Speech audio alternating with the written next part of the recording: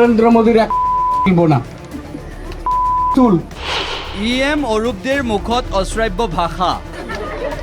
হিমন্ত বিশ্ব শৰ্মাৰও একটা চুল হিলব না।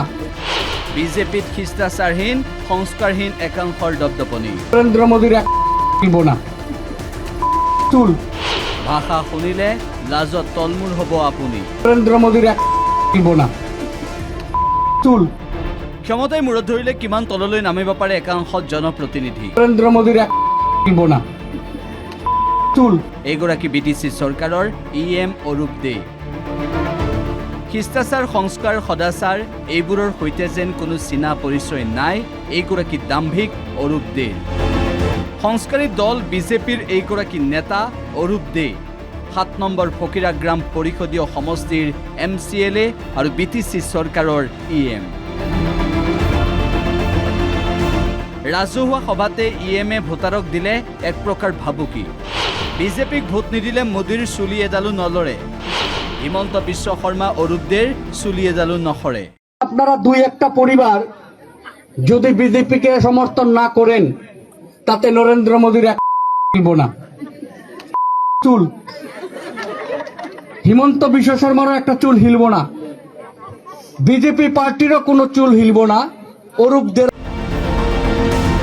এয়াই এইজন অৰূপদেৰ ভাষা একাংশৰ প্ৰতি উপহাস ভৰা মন্তব্য।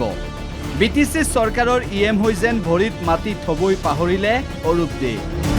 অনবৰতে চৰম অহমিকা কাকো পৰোৱাই নকৰাৰ অংগী ভংগী। আপনারা দুই একটা পরিবার যদি বিজেপিকে সমর্থন না করেন তাতে নরেন্দ্র মোদীর এক কিনব না চুল। হিমন্ত বিশ্ব শর্মারও একটা চুল হিলব না। বিজেপি পার্টিরও কোনো চুল হিলব না। অরূপদের বিজেপিৰ সংস্কাৰ এওঁৰ গাত নাই কিয়নো এওঁলোকে আদৰ্শৰ ৰাজনীতি কৰা নাই, কৰিছে ক্ষমতাৰ ৰাজনীতি।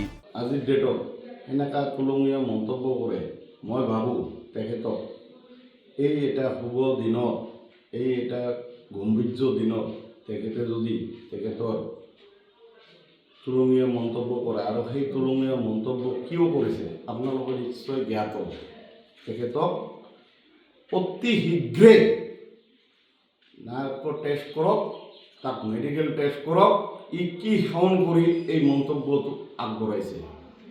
আৰু এইখিনি মই আমাৰ বিটিচি প্ৰধান প্ৰমোদ বড়ো ছাৰক আহ্বান জনাইছোঁ। লগতে আমাৰ অসমৰ তথাকথিত চিফ মিনিষ্টাৰ তথা হিমন্ত বিশ্ব শৰ্মা ডক্টৰ হিমন্ত বিশ্ব শৰ্মা ছাৰকো মই আহ্বান জনাইছোঁ। এই তুলনীয় মন্তব্য কিয় কৰেন তাৰ তদন্ত হ'ব লাগে। আৰু বিশেষকৈ যোৱাকালিৰ যোনটো দিন আছিল সেই দিনটোৰ কাৰণে বিশেষকৈ আমাৰ অসমৰ ভাৰতৰ দুৰ্ভাগ্যজনক কথা হৈছে। সেই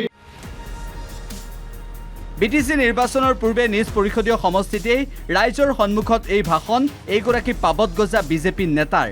আপনারা দুই একটা পরিবার যদি বিজেপিকে সমর্থন না করেন তাতে নরেন্দ্র মোদীর এক কিনব না চুল। হিমন্ত বিশ্ব শর্মারও একটা চুল হিলব না। বিজেপি পার্টিরও কোনো চুল হিলব না। অরূপদের নিজকে মুখ্যমন্ত্ৰীৰ ঘনিষ্ঠ বুলি জহাবলৈ গৈ বিতৰ্কিত আৰু অশ্ৰাব্য মন্তব্য কৰা অৰূপ দে আনকি সাঙুৰিলে প্ৰধানমন্ত্ৰী মোদী আৰু মুখ্যমন্ত্ৰী ডক্টৰ হিমন্ত বিশ্ব শৰ্মাকো। হিমন্ত বিশ্ব শৰ্মাৰও একটা চুল হিলব না। বিজেপি পাৰ্টিৰও কোনো চুল হিলব না। অৰূপদেৰ দৰে সংস্কাৰহীন একাংশক লৈয়ে বিজেপিয়ে এইবাৰ বিটিচি দখলৰ পৰিকল্পনা কৰিছে নেকি?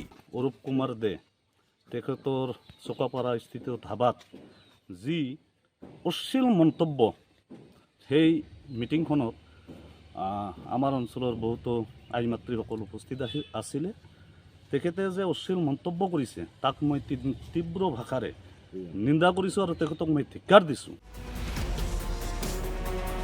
ভোটযুদ্ধৰ পূৰ্বে ভোটাৰক বুঢ়া আঙুলি দেখুৱাই দিয়া অৰূপদেৰ দৰে নেতাৰ জৰিয়তে বিজেপিয়ে পাৰ হ'ব বিচাৰিছে নেকি নিৰ্বাচনী বৈতৰণি?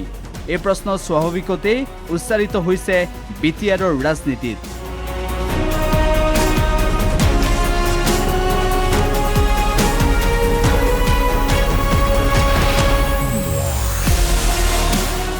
Bureau report, the news plus.